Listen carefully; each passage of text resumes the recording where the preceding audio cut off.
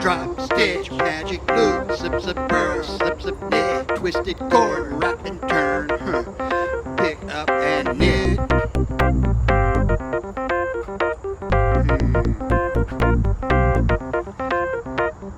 Joe plays scarf.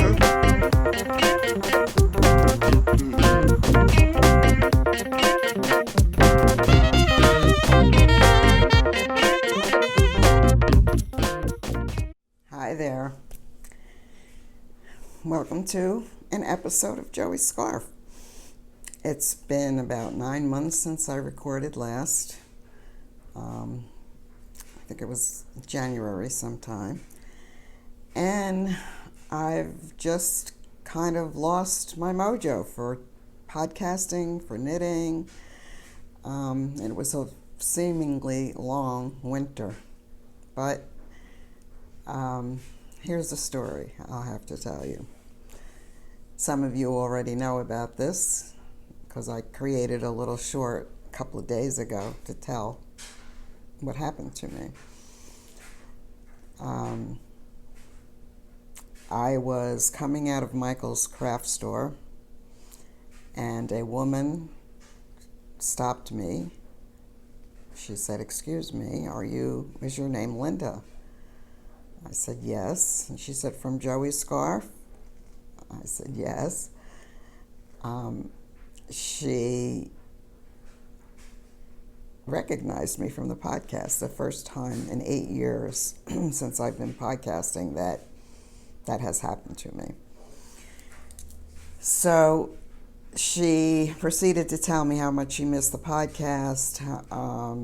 She was very encouraging, telling me that I should go back to it, and she really enjoyed watching. So that's the inspiration for me coming on here today. Still adjusting to this new time in my life. For those of you who don't know, I was married to my sweetheart, Ross, and he passed away about 19 months ago. Well, February will be 2 years. And my whole world was turned upside down. I had to sell my house, and I moved from Barnegat to where I am now to be closer to my family. All of my family is around, which is wonderful. And that's the best part of moving here. I'm in a cute little cottagey type house. It's in an adult community, very large adult community. And so I'm starting here.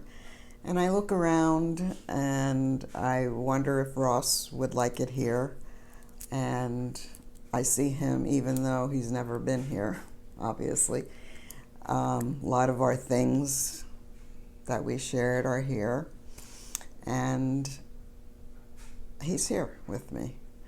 And even doing the podcast, I just picture him sitting over there, adding his side comments, and which is comforting. As far as knitting and crochet go, I think I overdid it. I crocheted a granny square blanket with, I don't know how many squares, there were 80 squares or something like that, and I was obsessed with doing it. And this was, again, many months ago, and my hands just still not back to normal. And of course it's a combination of arthritis probably and overuse, and I do want to get back to doing it, and I have a couple of projects that I've started. I'll show you in a little bit. I think the last time I podcast, I had started working on this granny square blanket, and I'm going to insert a video here to show you what it looks like.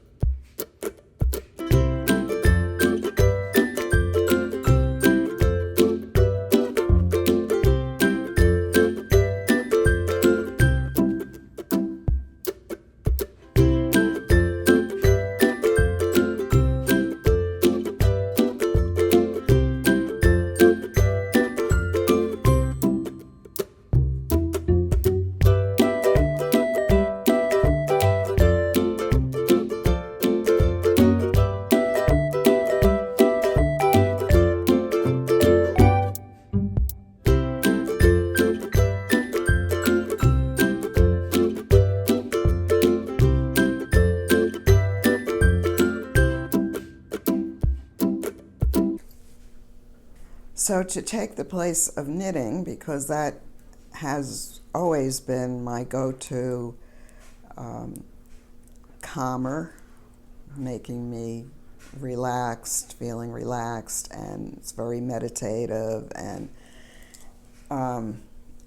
yeah, it was very helpful for me transitioning and mourning and grief and all of that stuff. The knitting really helped me. And then I couldn't do it anymore. And so I needed something else to do. And I decided to try my hand at drawing. I've never done that before. I mean, stick figures and all of that is my speed. So I found a couple of online videos on how to draw as a very, very beginner. And I signed up for these tutorials, and they taught me a lot. Don't have the innate talent to just sit there and look at something and draw it or out of my imagination. But I did progress a little bit, so I was able to draw something that if you look at it, you can say, oh, I think that's a bird, right? And so that's what I've been doing, and I really have gotten into that. And lately what I've been doing is drawing things, just filling up a page with some stuff and then coloring it, creating my own adult coloring book or page or whatever. This is what I'm working on now. And what I do is I take a photograph of a flower or a butterfly or whatever, and then I try to draw it from the photograph. And as long as it kind of looks like what it's supposed to look like, I'm quite happy. And the coloring is really pretty meditative also, to pick out the colors and just sit there and color. And I like the fact that it's not somebody else's drawing or one of those coloring books that you just pick up and start coloring in. It's more satisfying to me that I'm coloring my own creations. So that's some of what I've been doing. One of the things that I had to get used to after Ross passed away, there are so many things. I don't know if any of you have been in this position of becoming a widow, but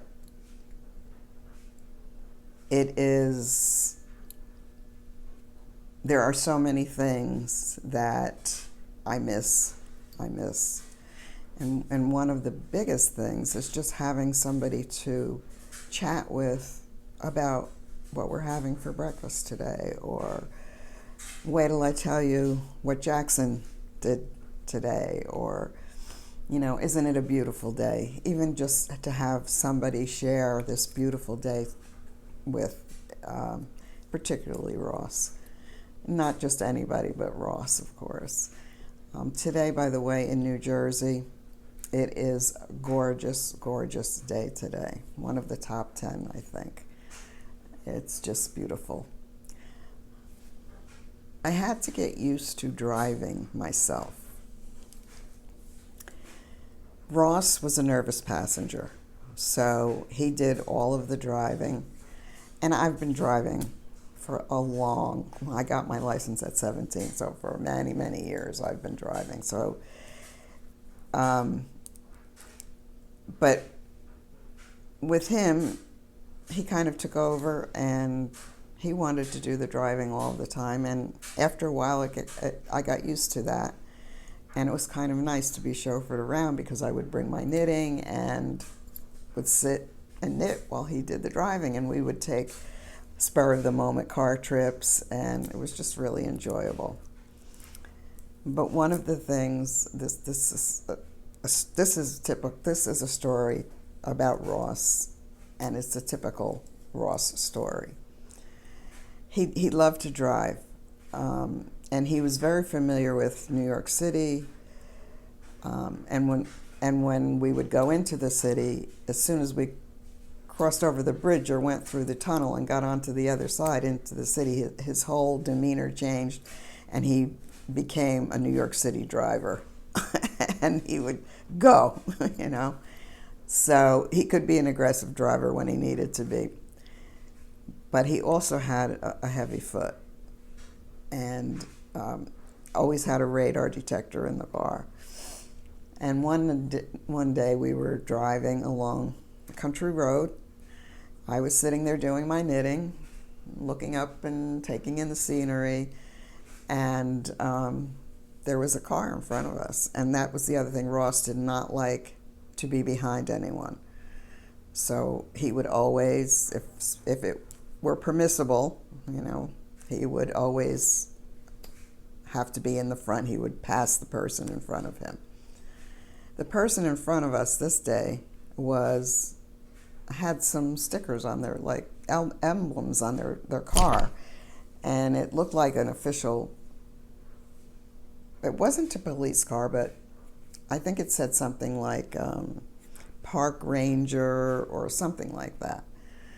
And we're going, and I guess the person was too slow for Ross, and as he came up close to the person, and I could tell that he was going to pass him, and I said, I don't know if you should do that because I think that's a policeman.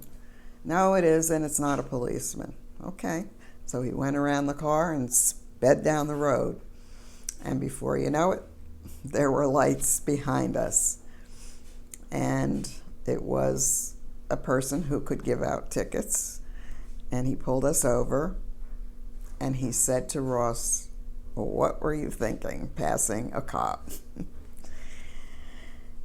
Anyway, I'm sitting there knitting. It was just a very typical thing for him to get stopped. And it was just a very funny thing that he passed a cop. Yeah, that was a very funny, typical Ross story. I think the cop let him go with a warning, though. He was lucky that day. The reason I tell that story is it reminded me, because I was on the subject of me driving, and it reminded me of driving with Ross. But I have actually learned how to drive again. And not driving for so many years, it was a little difficult for me to get used to being on the road again. And, you know, learning how to merge onto the highway again, paying attention to street signs and what lane I should be in, if I'm going to make this turn or that turn.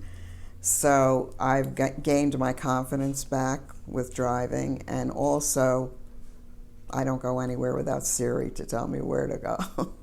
I should say how to get to where I'm going. Because if I didn't have that GPS, I would be housebound here, because it's a new area for me, and I wasn't familiar with where the stores are and all of that stuff. So yeah, I'm very grateful to Siri and to the GPS. So I didn't mention this in the beginning, I don't think, but this originally was a knitting and crochet podcast. And Joey's scarf, I named it Joey's scarf in honor of my son Joe, who passed away from colon cancer. It's going to be 15 years now. Yes, so that's what this podcast originally was. I would share my works in progress, my finished objects, my yarn, new purchases, and all of that stuff. And I really enjoyed doing the podcast. I would, again, like to get back to the knitting and crocheting. And I do have some things that I've started. Every once in a while, I'll pick it up, test my hands to see how we're doing, and I'll show you what I've been working on. Last fall, Christmas, I was doing a lot of knitting, and I made a ton of hats and scarves and mittens and gave them away. My granddaughter, Bella, is in college, and she ready-made gifts to hand out to her friends at school. and they were all thrilled with them. So I did a lot of knitting, and maybe that's what happened too. But anyway, I love making little things like that, like hats and scarves and socks. I'm not a big sweater knitter. They never seem to fit right and really like the way they feel. So I stick to the accessories. But I started a hat probably many months ago. And it's just a standard everyday hat. Some ribbing, some plain knitting, and then I'll decrease for the crown, and that'll be that. And I think I'm getting near done almost. And like I say, pick it up every once in a while, so I guess I've gotten pretty far. And the yarn I'm using is out of my stash, which I really don't have. I guess I really don't have that much stash left. But I'm not buying any because I'm not knitting. But anyway, this is Cascade 220 Superwash Merino. It's a really pretty color. Color number 61, whatever that is, but it's kind of like a plum color, I guess you would say. So if I could finish this and maybe it'll be my incentive to start again. Okay. Again, probably months ago I started this pair of socks, and the yarn is, I don't know where it came from, but it's probably from an indie dyer, and it's merino blend. Nylon and merino, I guess. And yeah, again, this is just a plain vanilla sock.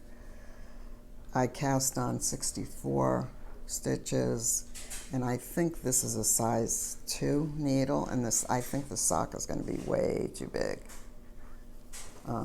Yeah. So I think I'm going to be taking this out. I usually use a smaller needle, like a 1. So I think I'm going to take this out and start over again. That's okay. I haven't gotten that far. And yeah, I think it's just going to be too big. So maybe by the next time my podcast, I will have frogged it and started again. And probably what I'm going to do is finish this first before I start this again. So that's what I've been working on. One of the things about this area is I'm always looking for some place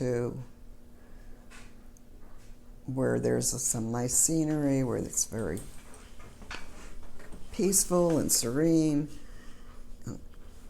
Sorry if I'm jolting the camera there, but if you've watched my videos from my house here, I have shown you that there's a stream. It's a body of water, I guess I'll call it a stream, and it's right kind of almost behind my house. I have to cross the street to get there. And it's very pretty, and the geese come there, but my favorite part is there are a couple of egrets that hang out there. And one day I went down by the stream, and there was a mama and her baby. I took a picture of that, so neat. And there was a couple of geese around, all kind of hanging out together. But today I went down there, and the egret, one of them they hang in this tree. It's very strange to see this big bird hanging in this tree. But it's just so cool. I just love just standing there watching him or her, and kind of satisfies that need. But the only problem is there are about 2 highways, very many streets, and all I hear is the noise, the street noise, which is so distracting. You know, I'm not very adventurous, but I have this idea in my head of going somewhere where there are no trucks, Amazon trucks zooming by, or just the traffic here is just unbelievable. And my vision is a front porch, covered front porch, with a Adirondack rocker and a lakeside. And I can picture it. Actually, Ross and I, on a trip to Maine one year, we rented one of those little places, and maybe that's what's in my mind. Some people maybe could pack a suitcase and adventure out and do this on their own. I'm just not there.